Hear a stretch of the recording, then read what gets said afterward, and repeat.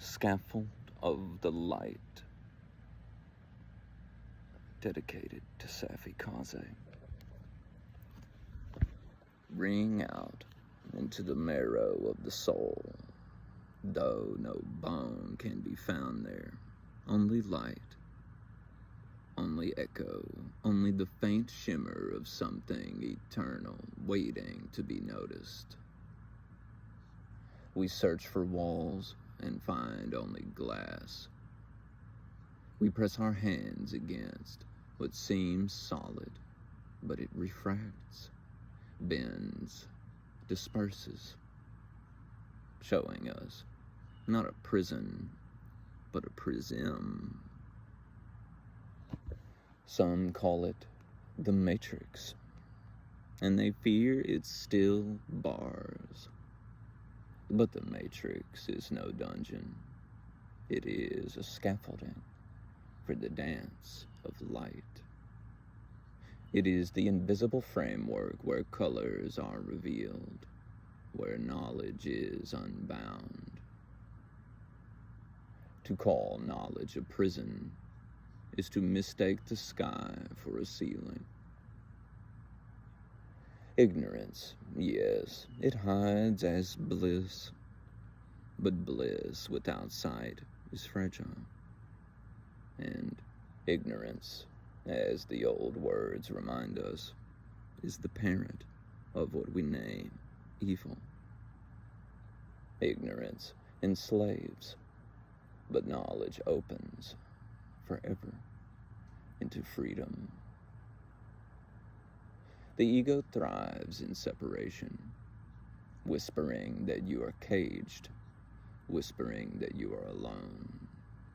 But what it fears most is the truth, that there are no walls, only hollow illusions, paper thin and waiting for you to walk through.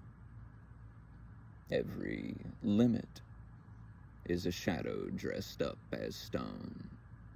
Every end is an opening that has forgotten itself. So, what if the Matrix is not hollow to be punched through, but translucent to be looked through? What if every wall dissolves at the touch of wonder?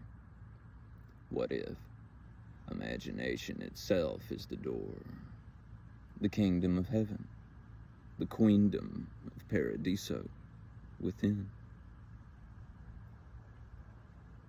The infinite is not up there or out there.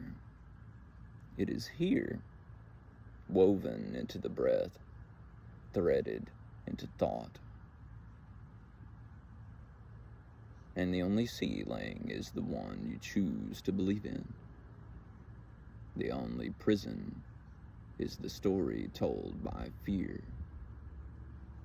When that story cracks, when you place your hand on the veil and feel it give way, you realize there was never a wall at all, only light arranging itself into shapes, scaffolding for the eternal play. Where you focus, there you are.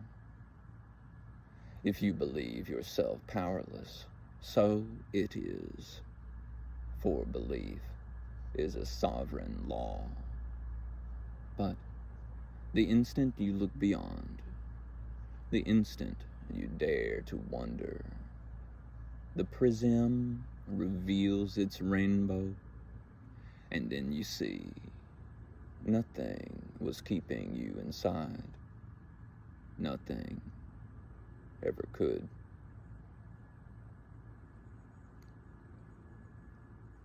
Long ago, in a realm that shimmered like glass, there lived a wanderer who believed she was trapped. Her world was a wide hall with walls that rose higher than any tree she'd seen, smooth and gleaming, impenetrable as stone. She thought, it is a prison, and every day she walked its borders, tracing her fingers along the cold surface, listening for the sound of freedom on the other side. The walls gave back only silence, though sometimes she swore she heard faint laughter from beyond. And so she grew weary and said, "Perhaps knowledge is the warden. Perhaps the more I learn of this place, the more tightly I am bound." And she sat in the shadow of the wall and closed her eyes, believing ignorance might soothe her. But in her sleep, a dream came. A voice spoke not from beyond the wall, but from within her own chest. "You think you are caged because you look for bars. But what you call a wall is not stone at all. It is light, bent through the prism of your fear." She awoke unsettled, and when she placed her hand on the shining surface, something had changed. For the first time, she noticed color. A faint line of violet, then gold, then green. The wall was not mute stone. It was a window, splitting light into hidden songs. Curious, she pressed her face close, and the wall dissolved like mist. She stepped forward, not into another prison, but into a hall of endless prisms, each scattering rainbows across the air. With every step she took, the prisms shifted, refracted, rearranged themselves into scaffolding, stairways of light rising upward and outward. She laughed then, realizing her prison had only ever been the shadow of her own belief. Knowledge was not a warden, but a lantern. Ignorance had been the chain, and the matrix she feared was no dungeon at all. It was the framework of a cathedral made of starlight, waiting for her to walk its corridors. She climbed the scaffolding of colors, barefoot, unafraid of falling.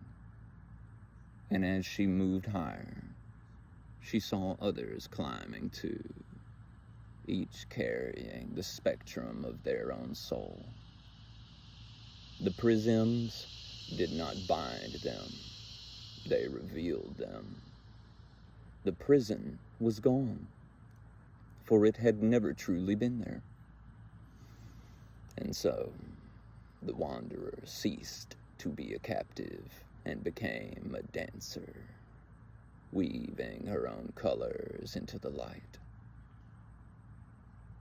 As the wanderer danced upon the scaffolding of prisms, she came upon another soul. He sat with his back pressed to the wall, knees drawn tight, eyes closed in weariness. His lips whispered, "I am caged. I am powerless. This place has no door." She knelt beside him, her steps so quiet they sounded like the hush of dawn. She did not argue, for she remembered when she too had believed the silence of the wall. Instead, she placed her hand gently on the surface beside his, where the colors already shimmered faintly, waiting. "Look," she whispered, not commanding, only inviting. "Not with your fear, but with your wonder." He opened his eyes reluctantly, expecting the same blank hardness. Yet, through her presence, through the warmth of her voice, he saw a glimmer of green, then a thread of gold. His breath caught. "The wall," he murmured.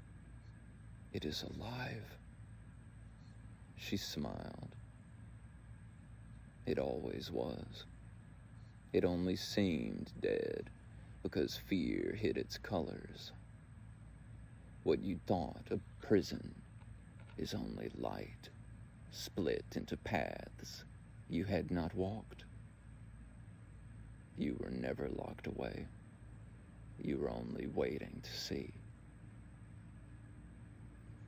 With trembling hands, he reached out. The wall dissolved at his touch, and the prisms opened before him, scaffolding the sky. His tears fell like dew, yet they were not sorrow, but relief, as if centuries of loneliness had broken into a rainbow. And the wanderer took his hand, not to drag him forward, but to walk with him, step by step, to better and brighter and better. Together they climbed the luminous corridors, and as they did, the prisms responded, singing, scattering colors brighter with every laugh, every breath, every act of trust. There was no more prison, no more hollow silence, only the endless play of light, scaffolding for the divine dance. And in that brightness, they felt it, the truth beyond words. Love is not outside these walls. Love is the walls dissolving. Love is the prism and the light itself. Love is the freedom that was never lost. And soft as light is bright as love is, they walked on, not captives, not even wanderers, but radiant beings who had come home to what was always theirs.